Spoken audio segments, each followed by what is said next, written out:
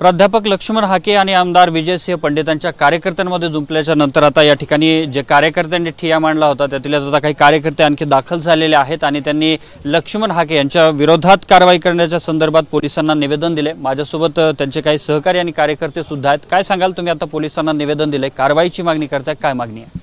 नाही, कारवाई करावंच लागते। कशामुळे? कारण की जे त्यांचा प्रयत्न होता, एक आता माझी भाषा कमी पडती पण एक व्हायलेन्स इन्साइट करायचा प्रयत्न होता, एक त्यांना ते भांडण लावायचेच होते। त्यांना ताकद कोणाची असती सगळ्यांना आपल्याला माहिती आहे आपली ताकद काय दाखवायची, तर मग मला तुम्ही दाखवा, मी माझी ताकद दाखवतो, ते चुकीचं आहे ना। आज एवढ्या मोठ्या स्टेजवर एवढ्या मोठ्या व्यक्तीचं जर तुम्ही असं विषय असं बोलतात, असं भाषा वापरतात, शब्द भुरटे आहे, ते असं बरोबर नाही। आम्ही पण त्यांना काही म्हणू शकत नाही, त्यांना म्हणायला भरपूर शब्द आहेत, पण आपण एक आमच्या घरच्यांनी सगळे आमच्या कार्यकर्त्यांनी आम्हाला शिकवलंय का, आम्हाला बोलतात की बाबा नाही असं चुकीचं आहे। आम्ही वयाने लहान आहेत, वयाचं ते समज ठेवून आम्ही सगळं प्रयत्न करायला लागलो। मात्र आता तुम्ही निवेदन दिले, काय मागणी आहे निवेदनाच्या माध्यमातून? त्यांच्यावर कारवाई हो, जे काय ते पोलीस प्रशासनाला जे काय त्यांचे सगळे व्हिडिओ आहेत, हां सगळंच ते आम्ही नाही ठरवणार, ते तुम्ही ठरवा ना। त्यांना सगळं त्यांच्या कायद्यामध्ये काय काय चुकीचं बसतं, काय बसत नाही ते बघून त्यांनी ठरवा। नक्कीच आणखी कार्यकर्ते आहेत, काय मागणी तुम्ही आता निवेदनाच्या माध्यमातून केली आहे आणि तुमचा काय इशारा असणार? धनगर समाजाचे मी पांडुरंग मस्के भोगलगाव, आमचे आदरणीय भैयासाहेब असू द्या, शिवक्षेत्राचे सगळे परिवारांचं आमच्या पहिल्यापासून बापदाद्यापासून आम्ही त्याचे सुखादुःखामध्ये आम्हाला सहभागी होते आणि ह्यांनी जातीवादीचा रोष ह्या लक्ष्मण हाकेने करायला नव्हता पाहिजे आणि असं विनाकारण दांडक्याचा शब्द हे करायला नव्हता पाहिजे।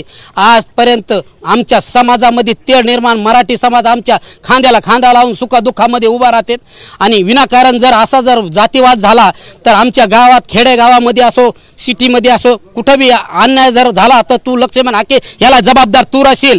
तू दांडक्याची भाषा कशाबद्दल करतोस? तू भुरट्या का शब्द वापरला असतो? विनाकारण तू जातीला तेढ निर्माण करण्याचं काम करतोय। तुला असा अधिकार दिला का संविधानाने? कशाबद्दल तू असा विनाकारण त्रास देऊ नको। मराठी समाजाला त्यांना आरक्षण मिळू दे, तुला काय त्याचा त्रास आहे? आपल्याला ओबीसीतून एसटी मध्ये जायचंय, विनाकारण का त्रास द्यायला असतो? असं समाजाचा माझा विरोध आहे आणि निषेध करतो हा विषयावर। नक्कीच आता तुम्ही निवेदन दिलंय पोलिसांना, काय निवेदनामध्ये स्पष्ट मागणी तुम्ही केलेली आहे अधिकाऱ्यांकडे?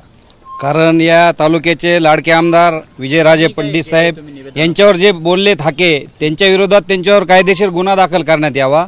कारण संविधानिक पदावर विजयराजे पंडित हे आमदार आहेत आणि हाके हा कुठल्याही पदावर नसताना त्याला समाजामध्ये तेढ निर्माण करायची, परंतु या ठिकाणी त्याच्या विरोधामध्ये मराठा समाज नसणार आहे, त्याच्या विरोधामध्ये येथील सर्व धनगर, माळी, हटकर सर्व ओबीसी समाज त्याच्या विरोधामध्ये येणार आहे आणि तो विनाकारण या सर्व गुन्हेगारांनी या ठिकाणी राहतात, सर्व वातावरण खराब करण्याचं काम हा हाके करत आहे। सर्व या ठिकाणी अशांतता माजवण्याचं काम हा हाके करत आहे।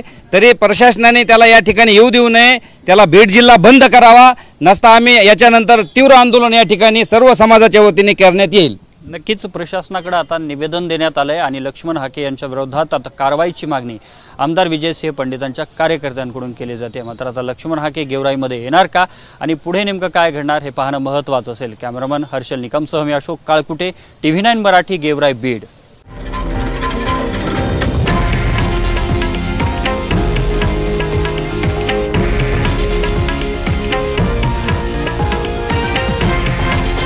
हे आहे देशातील नंबर 1 न्यूज नेटवर्क आणि आपण पाहत आहात TV9 मराठी, एकमेव।